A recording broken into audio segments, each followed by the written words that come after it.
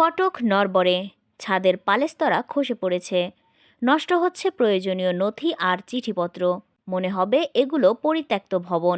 এমনই পুরনো জরাজীর্ণ ভবনে চলছে নাটোরের নলডাঙ্গা উপজেলার ডাক কার্যক্রম। নাটোর জেলা প্রতিনিধি ফজলে রাব্বি জানান, এই উপজেলায় ডাকঘর রয়েছে 10টি। সংস্কারের অভাবে কিছু ডাকঘর উধাও হয়ে গেছে, অন্যগুলোর অবস্থাও নাজুক।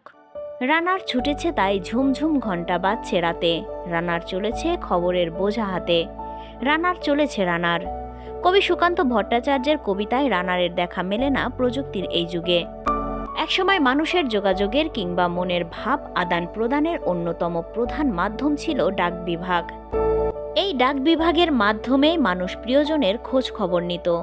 হলুদ রঙের পোস্টকার্ডে কিংবা সাদা কাগজে চিঠি লিখে হলুদ খামে পাঠানো হতো প্রিয়জনদের কাছে।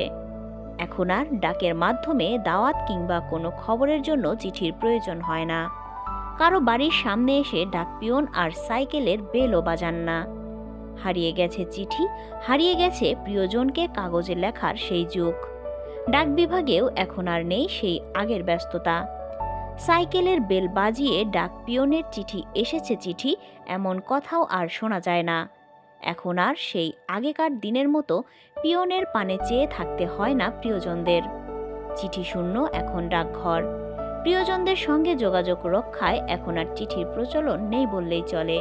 কিংবা ডাকবাক্সের কথাও যদি বলা হয়, তারও দুরবস্থা। একসময় উপজেলার বিভিন্ন স্থানে ডাকবাক্স দেখা যেত, এখন সেই ডাকবাক্সও তেমন আর চোখে পড়ে না। ভিন্ন ধরনের অনুভূতি আর অনাবিল আনন্দে ভরপুর ছিল হাতের লেখা সেই চিঠিতে। সময়ের পরিবর্তনে এখন বিলুপ্ত হয়ে যাচ্ছে ঐতিহ্যবাহী সেই ডাকবাক্সের ব্যবহার।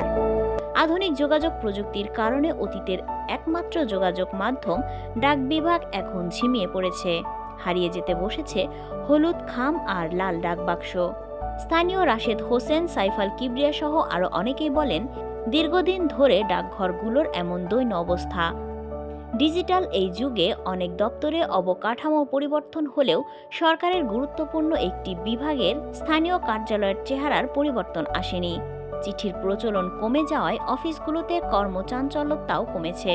এছাড়াও কক্ষের ছাদে ও মেঝেতে পালেস্তারা উঠে গিয়ে সৃষ্টি হয়েছে গর্তের। দরজা জানালাগুলিও অনেক পুরনো। নলডাঙ্গা উপজেলা পোস্ট অফিসের পোস্টমাস্টার শ্রী দেবব্রত ভট্টাচার্য বলেন, উপজেলায় যে সমস্ত ডাকঘর জরাজীর্ণ অবস্থায় আছে, সে সকল ডাকঘর সংস্কারের জন্য ঊর্ধ্বতন কর্তৃপক্ষকে জানানো হয়েছে। পোস্ট অফিসকে আধুনিকরণ করার জন্য, উদ্যোক্তা তৈরি করার জন্য বিভিন্ন কম্পিউটার সহ বিভিন্ন সরঞ্জাম দিয়েছে।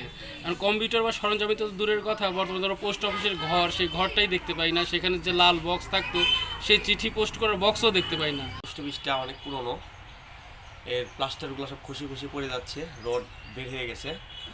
তো কখন দুর্ঘটনা হয় এটা বলা যাবে না। তো বহু অনেক দিন আগের থেকে বাড়ির যা ডাকে, ওই ডাকযোগে পিয়নেরা ডাকে না, এখন আর ডাকাডাকি নাই। এখন মোবাইলের যুগে হয়ে গেছে, আর তেমন দাম আছে, যেটুকু আছে তাও এর মূল্যই বেশি আছে। আমাদের এই পোস্ট অফিসটা এক সময় অনেক জাঁকজমক ছিল, এখন বর্তমানে সেটা নাই, যে কোনো সময় ভেঙে যেতে পারে। আগে প্রতি বাড়িতে যে আমরা চিঠি দিয়ে আসতাম, কিন্তু বর্তমানে ডিজিটাল যুগে এখন চিঠি খুব কম আসছে। নলডাঙ্গা উপজেলার যে সমস্ত শাখা ডাকঘর জরাজীর্ণ অবস্থায় রহিয়াছে, তা সংস্কারের জন্য ঊর্ধ্বতন কর্তৃপক্ষকে জানানো হইয়াছে।